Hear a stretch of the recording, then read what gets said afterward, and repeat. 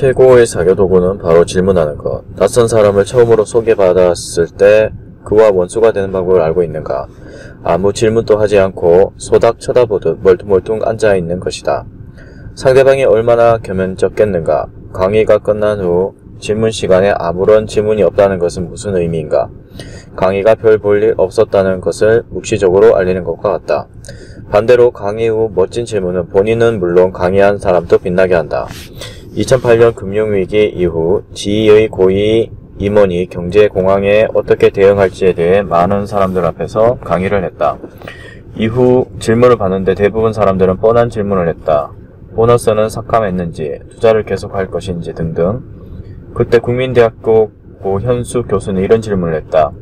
위기일수록 리더의 역할이 중요한데 이럴 때 직원들이 당신을 통해 무엇을 배우길 바라는가? 그러자 그는 이 질문을 기다렸다는 듯이 감동적인 연설을 했다.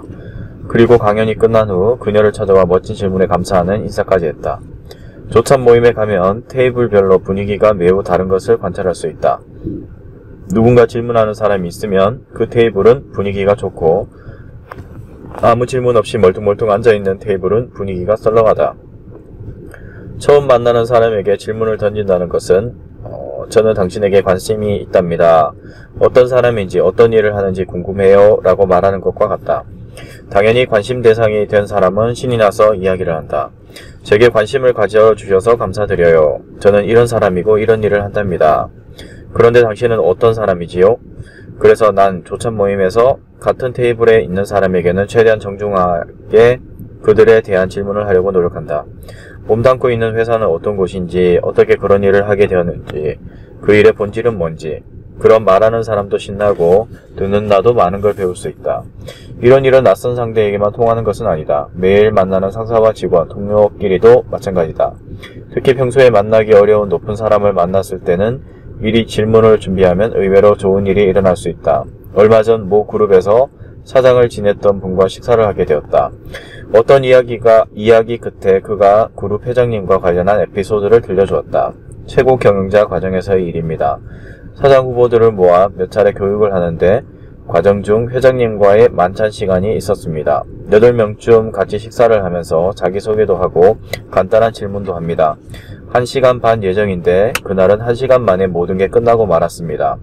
30분간을 침묵으로 있는 게 싫어서 전 과감하게 회장님께 질문을 했습니다. 회장님은 현업도 안 하시고 현장도 잘 모르실 텐데 어떻게 그렇게 현업에 관해 잘 알고 계시냐는 질문이었습니다. 그러자 평소 말씀이 없으신 회장님이 장장 30분 동안 신이 나서 자기 무용담을 이야기하는 겁니다.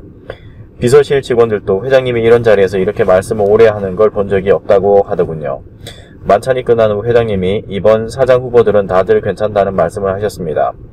마음문을 여는 가장 쉬운 방법은 그들에 대해 질문하는 것이다. 그렇다고 아무 질문이나 하면 안 된다. 난 여러 이유로 경영자, 저자, 기업의 오너 등을 자주 만난다. 이럴 때 나는 만나기 전 질문거리를 공을 들여 준비한다. 알고 있던 사람이라면 근황, 바뀐 점, 예전에 고민했던 것, 자녀 등과 관련해서 질문을 한다. 모르는 사람의 경우 그 사람을 검색해 그 사람이 어떤 사람인지 알아보기도 한다. 나이와 학력도 보고 그 사람 책도 읽어보고 그 사람이 쓴 칼럼도 읽어본다. 그럼 자연스럽게 물어볼 게 생긴다.